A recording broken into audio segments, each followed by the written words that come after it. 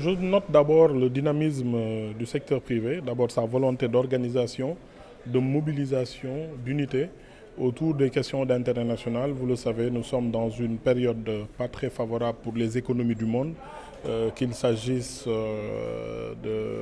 des échanges internationaux, de la mobilisation des financements. Et cette rencontre nous a permis d'identifier les sujets sur lesquels la collaboration entre l'État et le secteur privé doit être davantage renforcée.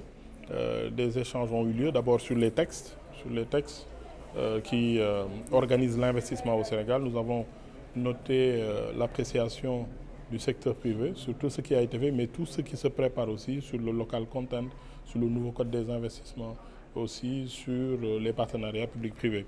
Et cela nous a montré aussi la disponibilité du secteur privé à davantage participer au plan Sénégal émergent dans sa deuxième composante qui est le PAP 2A, le plan d'action prioritaire, accéléré et ajusté. Ce qu'il faut, c'est davantage de souplesse et d'adaptation aux réalités de notre économie, mais ce qu'il faut aussi, c'est l'accompagnement de l'État.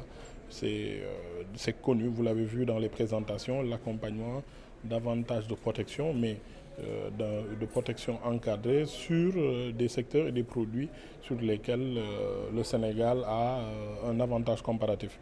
Vous l'avez noté aussi, le Sénégal travaille sur la question des zones économiques spéciales. Ce sont des points, des innovations intégrées par le président de la République Macky Sall depuis l'avènement du PSE. Beaucoup d'investissements ont été faits et ces zones économiques spéciales doivent porter la stratégie d'import-substitution du Sénégal, comme aussi l'ambition du Sénégal d'être un pays exportateur.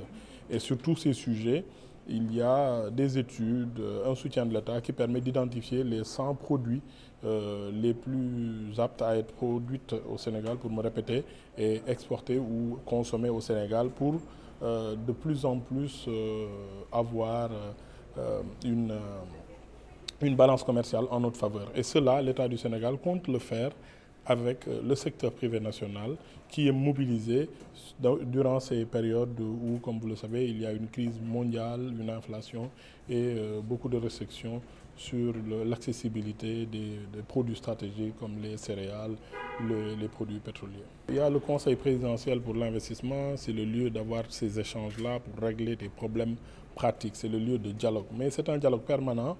Moi, je n'aime pas trop parler de complaintes, c'est un dialogue de co-construction parce que ça permet à l'État de recevoir l'information sur les secteurs, sur les projets dans lesquels le secteur privé souhaite avoir davantage d'appui, davantage d'accompagnement de l'État. Et ça nous permet aussi d'informer le secteur privé, d'ajuster la relation de façon à ce que ce soit au bénéfice de notre économie. Donc c'est le dialogue normal qui se fait quotidiennement dans les administrations et de façon périodique entre les institutions de patronat et le gouvernement.